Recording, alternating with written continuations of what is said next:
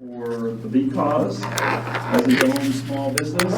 So if you want to hire a consultant, Tom's available.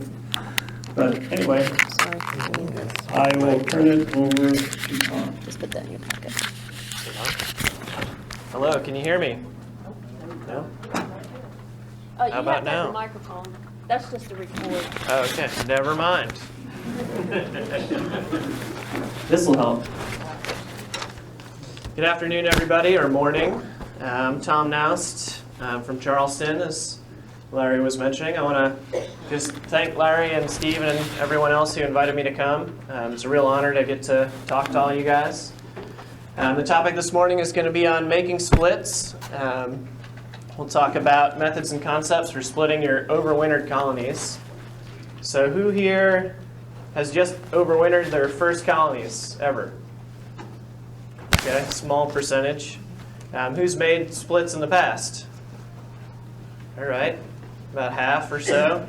Who would like to make splits for the first time this year? Okay. So I'll be addressing pretty much everybody, but I'm definitely going to focus a little bit on the beginner side of things just to kind of get the juices flowing. First thing here, reasons for making splits. There's a ton of reasons for making splits. Here's just a few. If you want to increase your number of colonies, replace your winter losses, provide colonies for other people, improve the characteristics of your bees, and you do that by taking your strongest overwintered colonies, the ones that did the best through winter and came out super strong. Those would be the ones that you'd like to split to propagate those genetics. As a vehicle for increasing your beekeeping skills. So the more splits you make, it really helps to dial in the concept of the critical mass of how many bees and what size split is really going to explode when you make it. To prevent swarming, so if you go in your hive and you've got queen cells, that's an excellent time to make a queen cell split. The resources are right there in front of you. It'll prevent your parent colony from swarming, ideally, and then you'll have another colony raising a queen. To requeen, so you can make splits, let them raise up queens, and then you've got queens to use in your own apiary to requeen colonies if you have a queen failure. And increase your honey production. I won't really go into that one too much, but that's kind of it's a trick, just like most of beekeeping, tricking the bees into doing what you want, pulling the queen out of a strong hive right before a honey flow, and then those bees don't have brood to raise, so you end up making an even bigger honey crop. So when to split? As Larry said, this is really timely. We're getting into split season here. Has anyone already made splits? A couple people. I'm waiting until I can get some queens, which should happen in mid-March or so. And then, obviously split any hives that have queen cells before then. So as soon as you have drones present, or whenever mated queens are available, that's kind of the general rule. If you're making a queen cell split, if you've got queen cells in your hive, then most generally those hives already have drones in there because they've been preparing to swarm for quite some time. And then you also want to make sure that the weather is moderate enough. If the overnight lows are too cold and you make a split, you could potentially chill a bunch of brood and in both your parent colony and your split. So you got to be careful with the weather. We're definitely getting into a good time of year to make splits. The weather window's looking good for the next couple weeks. So you can use biological cues as well. For me, once the maple blooms, I feel pretty safe making splits. You've got good pollen coming in at that point, and you're most generally going to have to feed those splits for quite a while just to get them off the ground.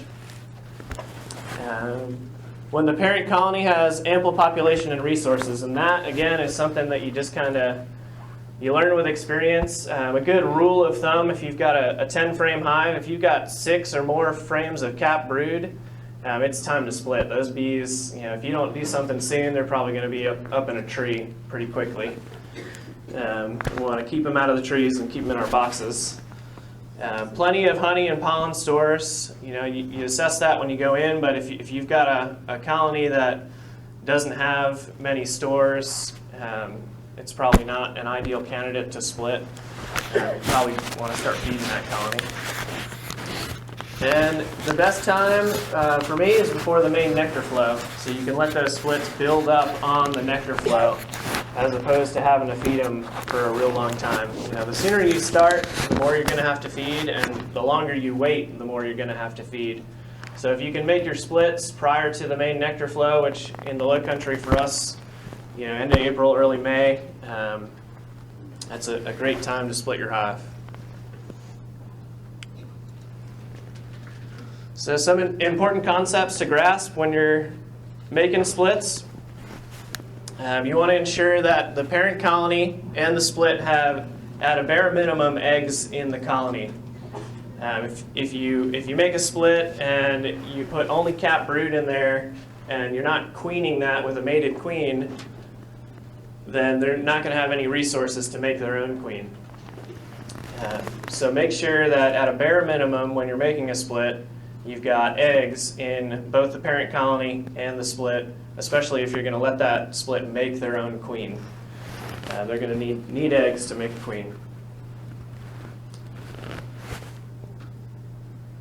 Make sure the parent colony and the split have ample resources. So I mentioned that before, but you want to make sure that when you make that split, you're leaving enough for the parent colony. At a bare minimum, 15, 20 pounds of honey. But ideally you've got a little bit more. And same with the split. When you make that split, if you're doing a 5-frame split, generally at bare minimum 1 frame of honey and good pollen stores as well. You want to keep the brood nest intact. So when you make a split, if you take your parent colony and you rip it apart and pull a bunch of frames out, and a lot of times if you're making splits, you'll be pulling from more than one colony. When you pull those brood frames from your parent colony and put them into a split, you want to make sure to keep that brood nest intact. Fairly straightforward concept, and that's a general concept in beekeeping. You don't really want to separate that brood nest at all. You don't want to put a honey frame with brood on both sides. You want the brood concentrated in the middle and your honey and pollen on the outside of the split. You want to account for drift if you're not moving the split to a different bee yard. 1 inch and 2 miles are about the same distance as far as a bee is concerned. Once you get over 2 miles, then they're going to reorient. Most likely, I like to do 3 miles just to keep it safe. But if you're making a split in the same yard, you want to account for drift. And what I mean by that is, when you make a split, all of the foragers who have already oriented to the parent colony are going to leave that split and go right back to the parent colony. So just account for that when you make the split. There's a few different things you can do. You can swap the split with the location of the parent colony after a week or so, and then that split will collect all those foragers. That's probably the best if you're keeping them in the same yard, is to just swap them at some point. And especially if you make that split and you don't get enough nurse bees in there, and you look in there and the population's real low, then you definitely want to either shake some more nurse bees into that split or swap the location of the split with a stronger hive, and they'll collect all those foragers. And the concept of critical mass of population, and this is, the more that you do it, the more that you learn about what that looks like.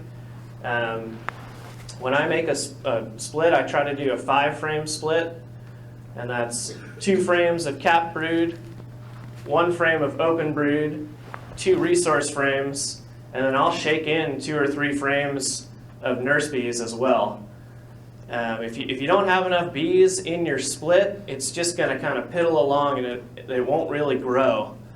And that's not ideal. You want that critical mass population to just explode as soon as you make that split. If you put enough bees in there, they'll grow really, really quickly. If you don't put enough, again, they'll just limp along for 2, 3, 4 weeks before they really get going. So the population is really important when you're making a split.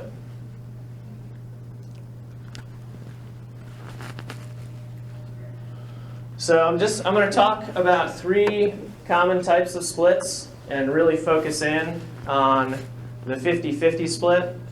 And this is a great option for anyone who has never made a split before. Some people call it a walk-away split, where you make the split and you walk away and you come back 4 weeks and check for a queen. I'll also talk about a queen split, and that's where you're introducing a mated queen that you've purchased into the split, and that's a great way to get a jump start. She's going to get in there and be released within 3 days and be laying pretty immediately. And then a queen cell split, and that's a great method if you, again, are inspecting your hive and you've got queen cells in there.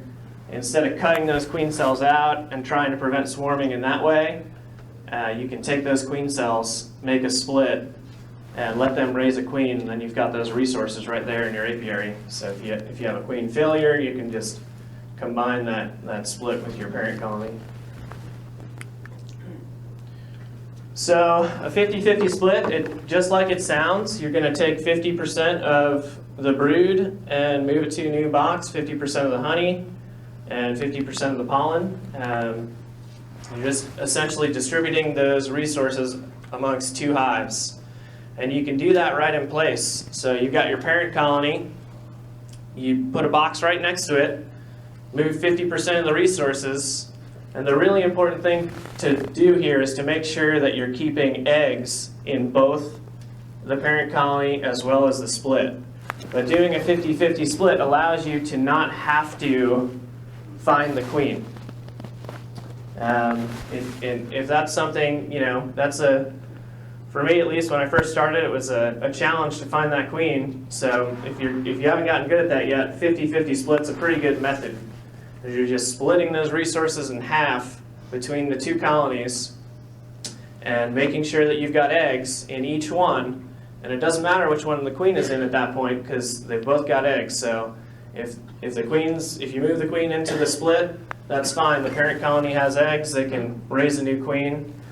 And then one method that people like to use is to face the parent colony and the split toward the original hive location.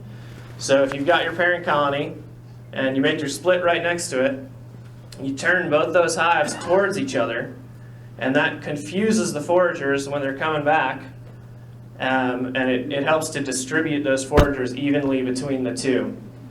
About a week after you do that, it'd be wise to turn them back, assess the colonies in terms of their population, and if one, again, has a much lower population than the other, you can just swap locations midday when the foragers are out, and then that weaker hive will collect all those foragers and equalize the population that way.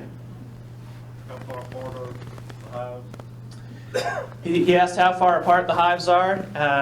Again, like a foot or less is fine. When you face them towards each other, you're talking about? Yeah, about a foot or so. Just enough room so they can come in and choose a hive.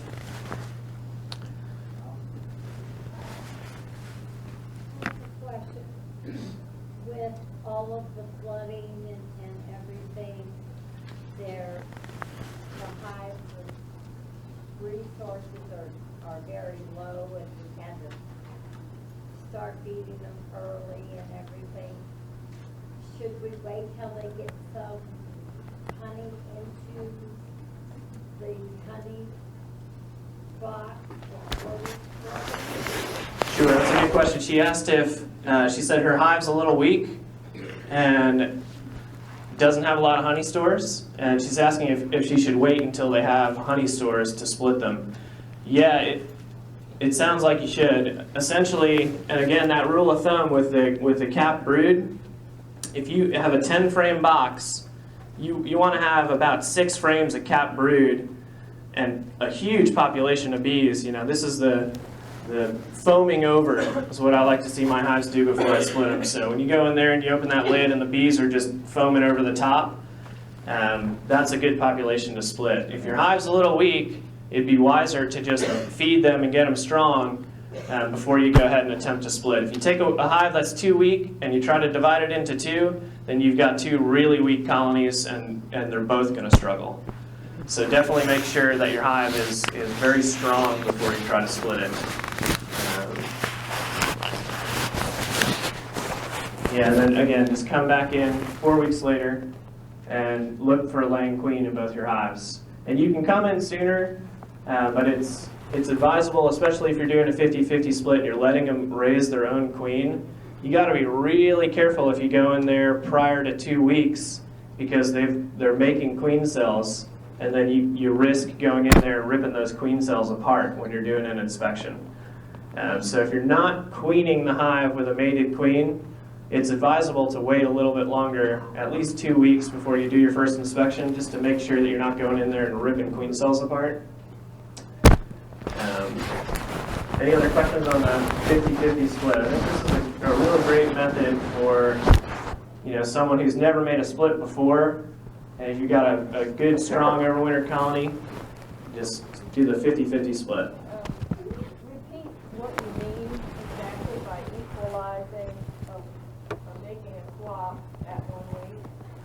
Sure, she asked to just more explanation on equalizing Yes. the population. So if you make a 50-50 split and you face them towards each other, that will encourage confusion essentially, and you'll get hopefully a split of the foragers when they come back. But there's still a chance that when you go in there and look, one of the hives will have a much lower population than the other. So if you take those hives and you just midday when all the foragers are out and you swap their locations, then the weaker colony, Where they were. exactly, same spot, you just swap their exact locations, and then the weaker colony will collect that whole foraging force, and that'll give it a huge boost. And that's a general concept too. If you've got a really weak hive, that's a good method to, you've got a super strong hive and a really weak hive. If you swap places, you can really boost the weak hive's population.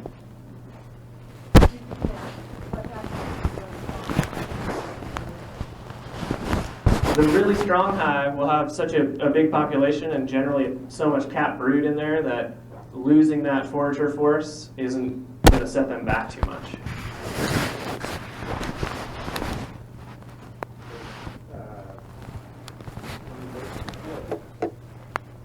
Just like having two basically. How is that going to come out for production for that year? Yeah, so you asked about honey production, and if you make a split, then you have two weaker colonies, and that's a really good point. If you do a 50-50 split, it almost guaranteed that you're not going to get much of a honey crop from those hives. So you're either making bees or you're making honey, and if you make bees, you're going to have to let them build up and probably not get a harvest off of them that year. So that's an important consideration. If your main goal is to make honey in the season, and you don't really want any more hives, then doing a split might not be the right choice for you. So you got to definitely weigh your goals. What's your goal for the season? Any other questions? The hives facing one another, when would you turn them to where, put them in the location where you would want them to be? You want to move the split, the newer colony somewhere else? So she asked when you would When would you, swap. how long would it be, because you got them face to face, the bees, when can you move that other hive? So she's asking when you can move your split. And the answer is really at any time. So when you face them towards each other, you want to wait about a week and then straighten them out. And after that, you can move the hive at any time. You just would want to move it more than 3 miles. 50-50 split questions. All right. You don't have miles. Yeah, if you don't have a place to move them 3 miles away, then just leave them in place. You know, that was just, you know, she was asking essentially when could she move that colony? Yeah. Really at any point after the foraging force is oriented to that location. So after that first week, when you move them, the entrance is facing forward again, you probably want to wait another 2 days minimum for the foraging force to orient to that location before you did move them. But you know, for most people, if you've only got a couple hives, you're just going to keep it in that location. Placing a branch or leaves in front of the entrance will make the bees reorient? Yeah, he mentioned that if you place a branch or leaves or some obstruction in front of the hive, that'll force the bees to reorient. I have never used that method personally. Has anyone used that with success? Yeah, so we got people who've used it with success. So instead of that, and that's a method too, you know, if you didn't want to face them towards each other, you could move your split to a new location on the stand, put some branches in front of it, and then ideally the foraging force will not go back to the parent colony. What if you waited to after the honey flow to do the 50-50 split? What would be the ramifications? He asked what if you waited until after the honey flow to do your 50-50 split? In that case, you're probably going to have to feed that split, unless, you know, if you've come through the honey flow and you've got a very, very strong hive, let's say double deep with a medium or two full of honey, which wouldn't be uncommon, then you could probably overwinter both colonies with the stores that they've made. So you really just have to make that assessment after you, or when you split them. Because after the honey flow, if there's not going to be anything left, if they don't have, you know, for me, I like to keep a minimum of 40 pounds of honey going into winter. So if you don't have that much, you're just going to have to feed to get them up to that weight before winter. Okay, so moving on to a queen split, and this is definitely my favorite method of making splits, because it really, you can have your parent colony, pull a split out of it, make a 5-frame nucleus colony essentially, and still get honey production out of that parent colony. So with a 50-50 split, you're most likely going to have to let both those colonies build up. You know, there's a chance that they could make some honey for you that year, but most likely not. By making a queen split or a nucleus colony, you have the potential to have your parent colony still make a pretty good crop of honey in that season. So to make a queen split, you're going to move a frame of eggs, 2 frames of capped brood,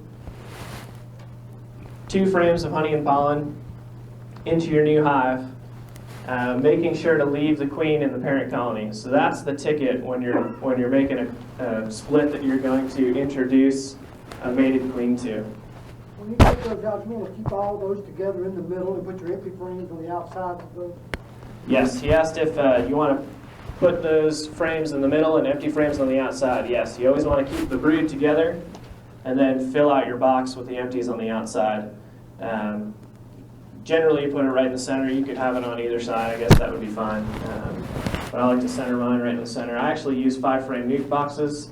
So I'll make a bunch of these 5-frame nukes the day before I get queens.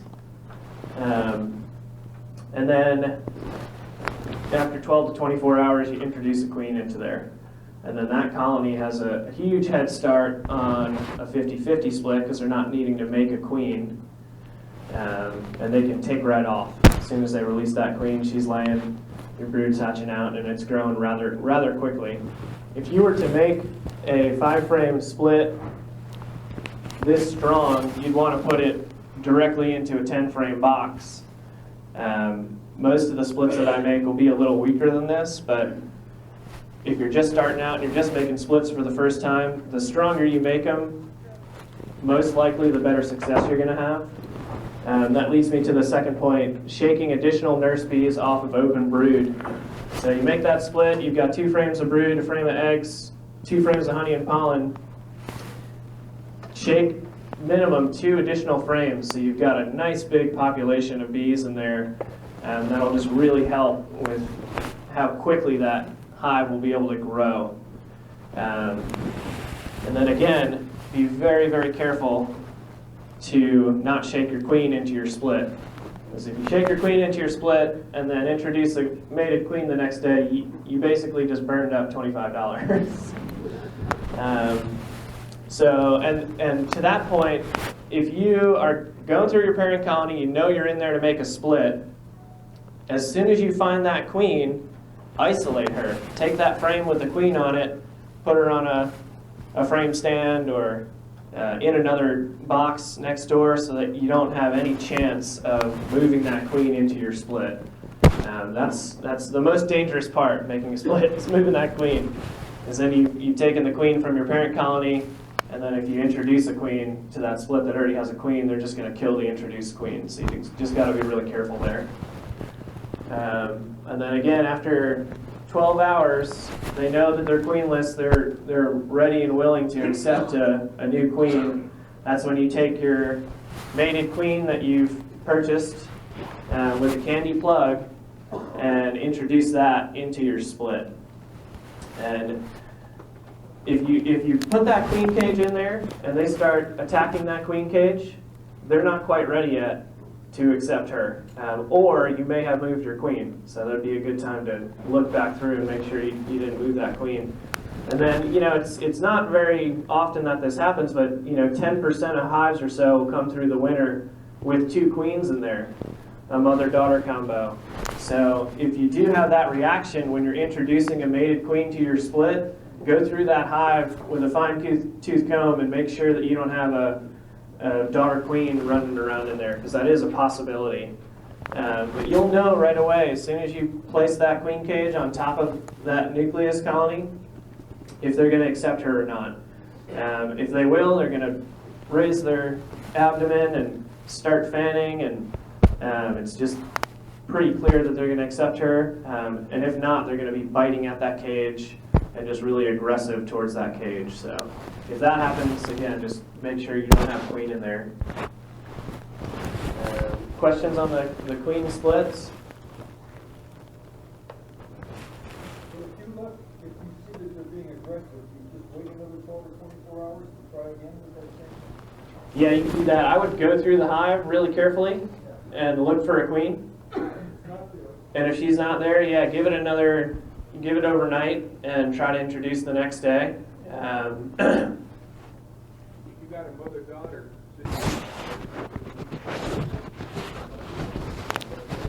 Yeah, in that case, you don't need to introduce a queen. Then you've got 2 colonies with queens.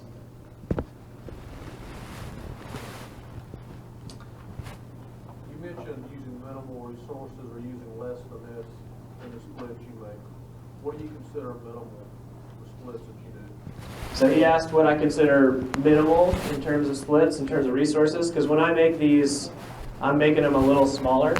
So I'll do a 2-frame split, 2 frames of brood, a frame of honey and pollen, and then I shake a ton of bees in there. And that seems to be plenty enough. And again, with a split, you're going to want to feed too for the first couple weeks, just to get them to get that queen to really start laying and boost the population. But yeah, you can, depending on where you're at and the time of year, you can make 1-frame splits. You just you have to feel it out. The reason that I'm advocating this size, a 5-frame split, is because this is kind of the critical mass. Once they get to that size, a 5-frame split, anyone who's ever purchased a nuke knows that when you put that thing in 10-frame equipment, it just wants to explode. And that's really what you're shooting for when you're making splits, is to get them to grow pretty quickly. But the earlier on in the season you do it, you can make them a little bit smaller, and then you just have to feed a lot more. You move 1 frame of eggs down, and when you put the next day you came in and put the other queen that we accepted, could they be making another queen, or they're only not wanting to accept the queen you put in there? Yeah, so he asked if you put a frame of eggs in and then the next day when you try to introduce that queen, if they're not accepting her, is it a possibility that they've started to make a queen? And that is a possibility. It's not likely after just 12 hours. But if that is the case and you go in there and they've got a queen cell started, then you can either leave that and let them raise their own queen, or cut it out and try to introduce that new queen. So the same time of day as you split it originally, you go back and add the queen. Yeah, she's asking so the same time of day. So if you make your splits at noon, you can come back the next day at noon and introduce a queen. Definitely. And you can do less than 12 hours, but you're kind of pushing it. I've definitely made nukes in the morning and queened them in the afternoon. It's just really important when you're queening that nuke to make sure that they're going to accept that queen. And it is really obvious if you've never done it before. As soon as you lay that queen down on top of those frames, all the bees are coming up and fanning, and looks similar to when they swarm, raising that Masanoff gland.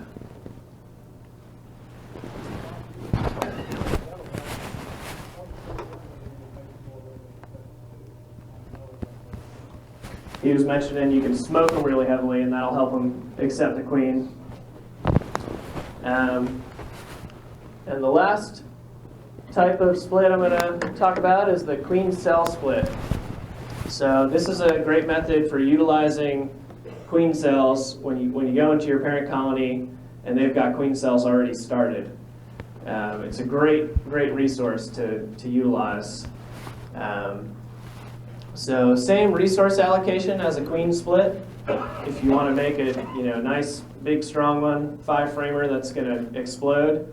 So frame of eggs, 2 frames of capped emerging brood, and then a couple frames of resources, honey and pollen. And then shake in a couple frames of nurse bees. And nurse bees are going to be on your open brood. So eggs and open brood, that's where your nurse bees are going to be concentrated. So when you shake those bees, you want to shake them off of open brood. Reason for that, the nurse bees haven't left the hive. They're less likely to go back to that parent colony if you're keeping them in the same bee yard. I like to keep a minimum of 2 swarm cells per split, just for insurance. If one of those is not viable, you have another one to fall back on. And then when you make a queen cell split, you're going to be a couple weeks behind a queen split. She's got to hatch out and then go get hardened up in the hive and then go get mated. So this method you'll be a little bit behind a split that you're queening, but it's a great way to utilize your queen cells whenever you find them when you're doing inspections.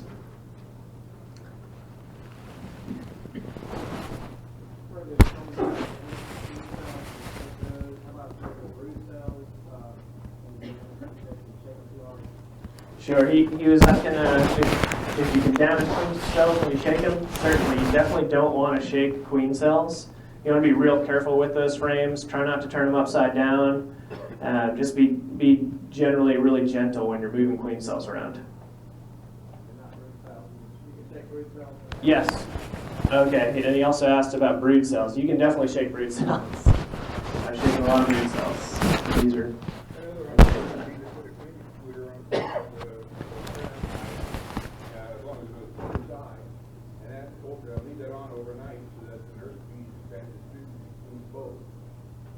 Yeah, did everyone hear that? You mentioned you could put a queen excluder on top of the parent hive and put your split on top of that queen excluder, and the nurse bees will kind of equalize because they're going to move up to brood at the top and move up to brood at the bottom.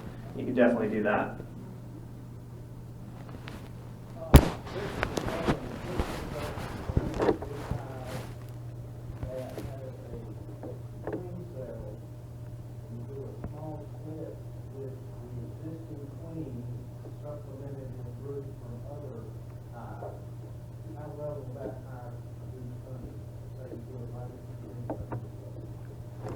So he's asking about a parent colony that has queen cells and you move the queen into a split and let them make a new queen. So if you do a method like that right before a honey flow, and that was kind of what I was alluding to in the beginning, talking about pulling the queen right before a honey flow. If the bees don't have brood to rear, then they're going to be doing a lot more foraging. You're going to have a bigger foraging force, so you can actually increase your honey production in that way. But you also have to be careful too, because if you leave enough cap brood in there with that queen cell, they'll still send out a primary swarm. I've seen that happen, and that's a bummer. You pull the queen, you make a split, and then they're still in the tree.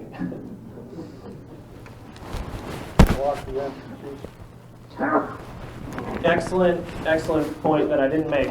He asked if you block the entrances, and 100%. When you make a split, you should definitely reduce the entrance just to make sure that those bees don't have a huge space to guard, especially if you're moving them into full-size equipment.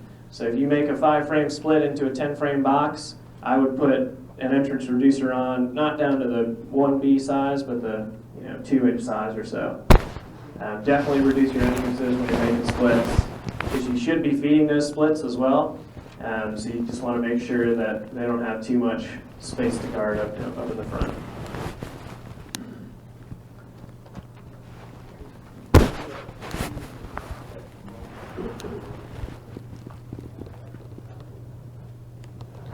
Say that again.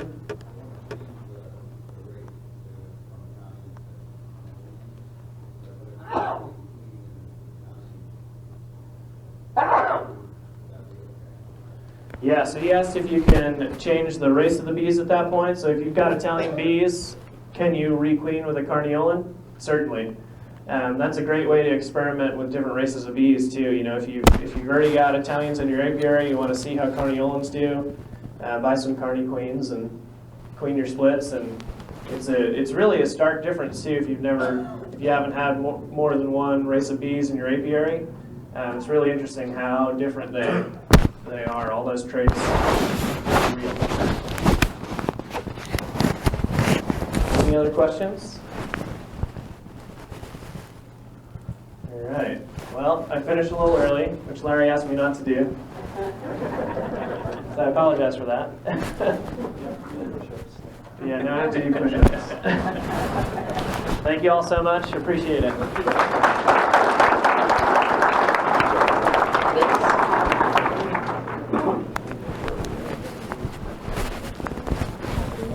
Presentation.